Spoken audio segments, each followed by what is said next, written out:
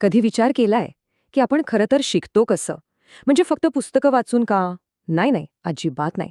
खरं शिक्षण तर अनुभवातून मिळतं, नाही का? आज आपण याच एका जबरदस्त पद्धतीबद्दल बोलणार आहोत, अनुभवाधिष्ठित अध्ययन, म्हणजेच एक्सपिरियन्शियल लर्निंग, जिथे शिकण्याची खरी सुरुवात होते ती कृतीतून. एक क्षण विचार करा, डोळ्यासमोर एक क्लासरूम आणा, जिथे सगळे विद्यार्थी शांतपणे फक्त ऐकतायत. ही झाली आपली नेहमीची पारंपरिक पद्धत. आता दुसरा चित्र बघा.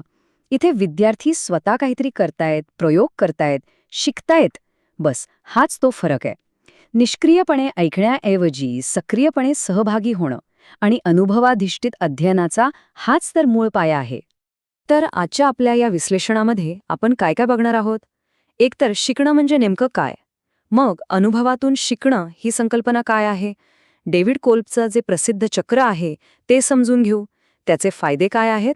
आणि हो, त्याचा प्रत्यक्ष वापर कुठे आणि कसा होतो, ह्या सगळ्या मुद्द्यांवर आपण एक नजर टाकूया. ठीक आहे, चला तर मग आपल्या पहिल्या मुद्द्यापासूनच सुरुवात करूया. बघा, शिकणं म्हटलं की आपल्या डोळ्यासमोर काय येतं? पाठांतर, घोकंपट्टी. पण शिकणं म्हणजे फक्त तेवढंच नाहीये. तो एक सर्वांगीण विकासाचा प्रवास आहे. आणि अनुभवाधिष्ठित अध्ययन आपल्याला याच प्रवासाकडे बघण्याचं एक अगदी नवीन दृष्टिकोन देतं.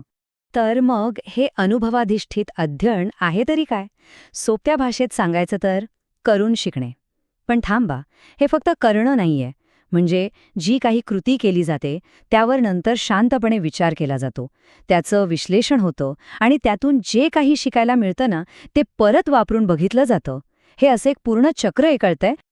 आता ही जी करून शिकण्याची कल्पना आहे ना, तिला एक व्यवस्थित शास्त्रीय चौकट दिली एका अमेरिकन मानसशास्त्रज्ञाने. त्यांचं नाव डेव्हिड ए कोल्ब. त्याने 1984 मध्ये हा सिद्धांत मांडला आणि खरं सांगायचं तर शिक्षण क्षेत्राला एक नवी दिशाच दाखवली. कोल्ब यांचं हे वाक्य बघा, खूप महत्वाचं आहे. याचा अगदी सरळ सोपा अर्थ काय? तर ज्ञान असं कोणी तयार करून देत नाही, ते आपल्याला स्वतःच्या अनुभवातून तयार करावं लागतं. म्हणजे इथे शिकणारी व्यक्ती फक्त एक विद्यार्थी राहत नाही, तर ती ज्ञानाची निर्माता बनते. किती मोठी गोष्ट आहे ही. बरं, मग हे सगळं प्रत्यक्षात कसं घडतं? म्हणजे ही प्रक्रिया नेमकी काम कशी करते? यासाठी कोल्ब यांनी एक मस्त 4 टप्प्यांचं चक्र सांगितलंय. हे चक्र आपल्याला अनुभवातून कसं शिकायचं याचा रस्ताच दाखवतं. हे आहेत ते 4 टप्पे. सगळ्यात आधी काहीतरी प्रत्यक्ष करणं. मग जे केलं त्यावर शांतपणे विचार करणं. त्या विचारातून एक निष्कर्ष काढणं. आणि शेवटी त्या निष्कर्षाला परत वापरून बघणं. सोपं आहे नाही का? चला, आता प्रत्येक टप्पा जरा खोलात जाऊन समजून घेऊया. तर पहिला टप्पा आहे मूर्त अनुभव, म्हणजे प्रत्यक्ष कृती. इथे फक्त वाचायचं नाहीये, तर स्वतः काहीतरी करायचंय. उदाहरणार्थ, सायन्सच्या क्लासमध्ये एखादा प्रयोग करणं किंवा एखादा प्रोजेक्टमध्ये भाग घेणं. म्हणजे काय, तर इथे शिकण्याची सुरुवात थेट हातांनी आणि डोळ्यांनी होते. ठीक आहे, अनुभव तर घेतला, पण त्यानंतर येतो दुसरा आणि खरं सांगू तर सगळ्यात महत्त्वाचा टप्पा, विचार करणं किंवा चिंतन. इथे स्वतःला काही प्रश्न विचारायचे असतात, जसं की बरं, नक्की काय घडलं, काय बरोबर झालं आणि काय चुकलं, आणि या सगळ्यातून मला शिकायला काय मिळालं. हे जे आत्मपरीक्षण आहे ना, तोच या संपूर्ण प्रक्रियेचा आत्मा आहे. आता तिसऱ्या टप्प्यात आपल्या या विचारांना एक आकार द्यायचा असतो. म्हणजे जो काही अनुभव घेतला आणि त्यावर जो विचार केला, त्यातून स्वतःचे काही नियम किंवा सिद्धांत तयार होतात. एक प्रकारे आपल्या अनुभवाला आपण ज्ञानाच्या एका फ्रेममध्ये बसवतो. आणि मग येतो शेवटचा टप्पा, सक्रिय प्रयोग. इथे आपण जे काही नियम किंवा सिद्धांत बनवलेत ते फक्त डोक्यात किंवा कागदावर राहत नाहीत. आपण ते प्रत्यक्ष वापरून बघतो. आणि गंमत म्हणजे यातून परत एक नवीन अनुभव मिळतो. आणि मग काय, हे चक्र पुन्हा नव्याने सुरू होतं. हे असे कधीही न संपणारं, सतत चालणारं शिकण्याचं चक्र आहे. तर आता प्रश्न असा येतो की हे चक्र इतकं प्रभावी का मानलं जातं?